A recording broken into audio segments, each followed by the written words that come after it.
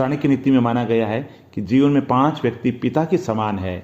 यज्ञोपवीत संस्कार कराने वाला, विद्या देने वाला, संकट में जान की रक्षा करने वाला, जन्मदाता और अन्नदाता। इस संसार में इन 5 व्यक्तियों का हमेशा ऋणी रहना चाहिए। और चाणक्य नीति कहती है संगत का असर जरूर होता है, चाहे वह अच्छा हो या बुरा। उसी प्रकार आपके दोस्त हैं वैसा ही आपका व्यवहार है। समय पाकर आपके व्यवहार में वे सभी गुण और अवगुण आ जाते हैं जो आपके दोस्तों में हैं। इसलिए सदैव सोच समझकर दोस्त बनाने चाहिए। और चाणक्य नीति कहती है यदि मनुष्य को संसार से पार करना है, मुक्ति चाहिए, तो उसे हर प्रकार के व्यसनों को छोड़ देनी चाहिए। काम, क्रोध, मद, मोह, लोभ, सारी बुराइयां त्याग देनी चाहिए। और ईश्वर की प्राप्ति का जो माध्यम है वो है सत्य और पवित्रता। ईश्वर को पाने के लिए दया, सरलता, पवित्रता, सच्चाई, ये रास्ते अपना लो, भगवान स्वतः मिल जाएंगे। चाणक्य नीति कहती है कि सोने की परीक्षा काट कर, घिस कर, पीट कर और तपा कर की जाती है और ये सुनिश्चित किया जाता है कि खरा है या खोटा है।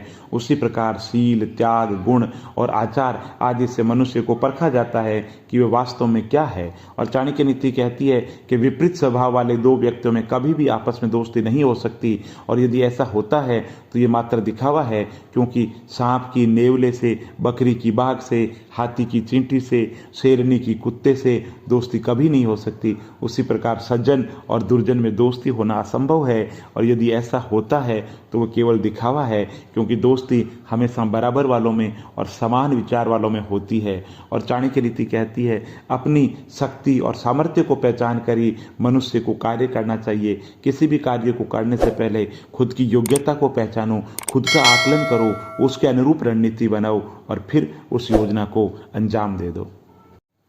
चाणक्य नीति कहती है कि जिसका ज्ञान बस किताबों तक सीमित है और जिसका धन दूसरे के कब्जों में है, वे जरूरत पड़ने पर ना अपने ज्ञान का प्रयोग कर सकता है ना धन का प्रयोग कर सकता है। और चाणक्य नीति कहती है जब आप किसी काम की शुरुआत करें तो असफलता से ना डरे और उस काम को बीच में ना छोड़े। जो लोग ईमानदारी से काम करते हैं निश्चित रूप से वो जो सोचते हैं वो करके रहते हैं। और चाणक्य नीति कहती है कि जीवन के अंदर एक उत्कृष्ट बात जो शेर से सीखी जा सकती है वो ये है कि व्यक्ति को कुछ भी करना चाहते हो या व्यक्ति जो भी कर रहा हो उसका पूरे मनोयोग के साथ में जोरदार 100% प्रयास के साथ के अंदर करें, सफलता मिलकर के रहती है। और चाणक्य नीति कहती है कभी भी मित्रता उनसे मत कीजिए जो आपसे कम या ज़्यादा प्रतिष्ठा के हो। ऐसी मित्रता आपको ज़्यादा खुशी नहीं देगी। इसलिए हमेशा मित्रता ऐसे लोगों के साथ में करो जो समान विचारधारा के हो और आपको आदर दे रहे हो। ये महत्वपूर्ण है। चाणक्य नीति कहती कि आलस्य में बिताया गया जीवन आत्महत्या के समान है और जो लोग किसी और के लिए अपनी जिंदगी जीने के नियम तोड़ते हैं वे आगे चल कर के दुखी होते हैं। इसलिए जीवन के अंतर्गत ये तय करो कि आपको क्या करना है और आप कोई भी काम करो उसके करने से पहले उसका विश्लेषण करना बहुत ज़्यादा जरूरी है। और बुरे समय में थामा गया हाथ कामयाबी पर तालियां बजाने वाले हाथों से बेहतर है। इसलिए अपना कौन है? अपना वो है जो विपत्ति काल के अंतर्गत आपके साथ है। और चाणक्य नीति कहती है वे माता पिता शत्रु के समान है जो अपने बच्चों को नहीं पढ़ाते हैं। ऐसे अनपढ़ लोग सभा के बीच में उसी प्रकार शोभा नहीं पाते हैं जैसे हंसों के बीच में बगुला शोभा नहीं देता। और परिवार से बड़ा कोई धन नहीं है, माँ की छाँव से बड़ी कोई दुनिया नहीं है और पिता से बड़ा कोई सलाहकार नहीं है। और वही पुत्र है जो पिता का भक्त है, पिता वही है जो बच्चों का पालन पोषण तरीके से करे, मित्र वही हो जो हर समय विश्वास करे और स्त्री वही हो जो हर समय परिवार का ध्यान रखे।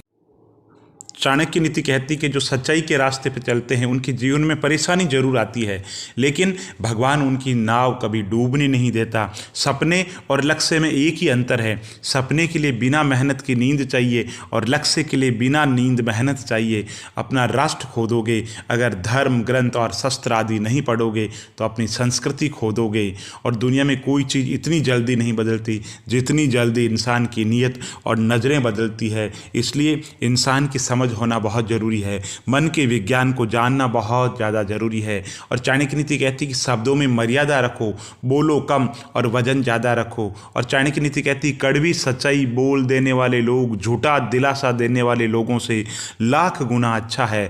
अहंकार और संस्कार है, अहंकार दूसरे को झुका करके खुश होता है और संस्कार स्वयं झुक करके खुश होता है।